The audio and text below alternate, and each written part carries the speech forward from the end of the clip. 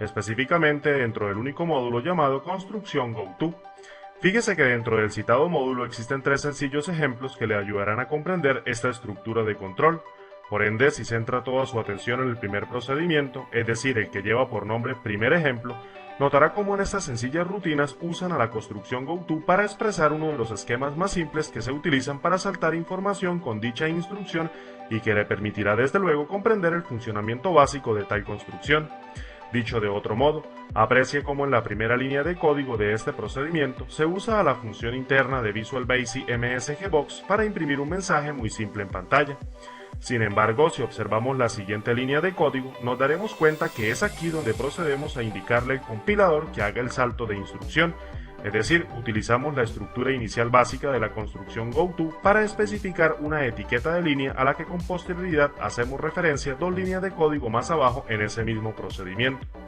Aprecia de una manera muy simple y sencilla cómo utilizamos un nombre cualquiera para etiquetar el argumento de salto de la construcción GoTo. En otras palabras, dése cuenta que la decisión de asignar el nombre a la etiqueta de línea fue mía desde el momento en que escribí el procedimiento. No obstante, si observamos más adelante, encontraremos que la última línea de código del procedimiento es otra sencilla función MSGBox que imprime otro mensaje en pantalla. Sin embargo, lo que quiero que analice profundamente de este ejercicio es cómo en este último, al momento de ejecutarlo, omitirá la tercera sentencia que involucra a la función interna de Visual Basic MSGBox que muestra un mensaje intermedio en pantalla. Es decir, ese mensaje que usted pensaría que debe imprimirse no lo hará, ya que este último se encuentra ubicado después de una construcción de salto GoTo que hará que el compilador lo pase por alto al momento de ejecutar el procedimiento. La verdad, y le soy sincero, no encontré otra manera más simple para explicarle el uso de esta estructura de control. Por tanto, y para no extenderme demasiado explicándole algo donde no existe explicación, procedamos a ejecutar el procedimiento y observe cómo solo se muestran los 2 mensajes de los extremos del citado procedimiento. Hagámoslo. Fíjese que aparece el mensaje número 1 y ahora aparece el mensaje número 3. Bueno, como vio, esta estructura de control es tan básica y simple que no tiene pierde. Pero de todos modos, para no dejar vacíos conceptuales, veamos otros ejemplos que le ayudarán a dejar más afianzada esta construcción. Por tanto, si ahora centra toda su atención en el segundo ejercicio, el llamado segundo ejemplo, notará cómo en su primera sentencia se declara mediante la instrucción dim una variable como del tipo de datos string llamada nombre usuario.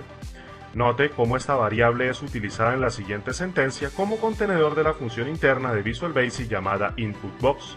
Es decir, fíjese que mediante toda esa instrucción de asignación lo único que hacemos es introducir el valor devuelto para esa función interna dentro de la variable que recién hemos creado. No obstante, si siente curiosidad por esta función, lo único que le diré es que esta última solo muestra un cuadro de diálogo en la pantalla, el cual sirve para que el usuario ingrese una cadena de texto que luego será utilizada para tomar una decisión. Es decir, cuando se ejecute el procedimiento, lo primero que saltará en la pantalla es un cuadro de diálogo que le pide al usuario insertar una cadena, que posteriormente al dar en aceptar, el cuadro de diálogo pasaría dicha cadena a la variable llamada nombre usuario. Sin embargo, debo dejar claro que el primer argumento especificado dentro de la función InputBox es lo que se mostrará como cuerpo del mensaje, y el segundo argumento equivaldría al título de este último. Fíjese que la siguiente sentencia utiliza una construcción de decisión sí para comparar el contenido de esta variable con una cadena de texto fija predefinida. En otras palabras, aprecie cómo esta sentencia compara el valor que trae cargada la variable nombre usuario para saber si es diferente de la cadena fija que se ha especificado. En caso de que la construcción de decisión sí se evalúe como verdadera, entonces dicha construcción ejecutaría la estructura de control GoTo que se especifica al final de esa sentencia. Dicho de otro modo, si el usuario ingresa una cadena diferente a la de Andrés en el cuadro de diálogo, entonces esa sentencia producirá un salto hacia la etiqueta de línea llamada salida, la cual en última instancia ejecutaría las rutinas que se encuentran de allí en adelante, que no son nada más que una función MSGBox que le indica al usuario que él no está registrado y lo despide del procedimiento, haciendo que éste finalice mediante las palabras claves en sub. La verdad, lo que quiero que analice profundamente de este procedimiento es lo que pasaría si la construcción de decisión sí se evalúa como falsa. Es decir, si se introduce correctamente el nombre de Andrés en el cuadro de diálogo que despliega la función interna InputBox. Intuye entonces que si se introduce la cadena de Andrés, la construcción de decisión sí daría falso, ya que el valor contenido en la variable nombre usuario, que es Andrés, no es diferente de la cadena fija que se especifica en la sentencia de comparación y que desde luego también es Andrés. Básicamente lo que pasaría es que se ejecute la sentencia siguiente, que muestra un mensaje en pantalla que da la bienvenida al usuario registrado, para luego proceder con la ejecución de un sinnúmero de sentencias que se decidan introducir para llevar a cabo una actividad particular, que en este caso están representadas por la línea de comentario. Sin embargo, fíjese que una vez concluidas todas esas sentencias representadas por el comentario, damos un salto mediante otra construcción goTo hacia una etiqueta de línea de nombre fin, que está ubicada justo antes del final del procedimiento. Esto lo hacemos así, ya que después de ejecutar todas esas sentencias, lo más lógico que pasaría es que también se ejecuten las instrucciones que vienen a continuación y que representan la porción de código que controla el ingreso del usuario al procedimiento, que no es nada más que el control que se le hace al aplicativo para validar si el usuario está registrado o autenticado. Para verlo mejor, ejecutemos el procedimiento dos veces, es decir, en la primera oportunidad ingresamos un nombre incorrecto y en la segunda colocaremos Andrés correctamente. Hagámoslo.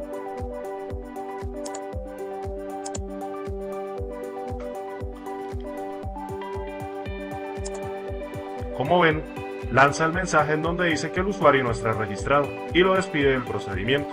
Demos clic en aceptar. Volvámoslos a ejecutar una vez más y ahora insertemos a Andrés.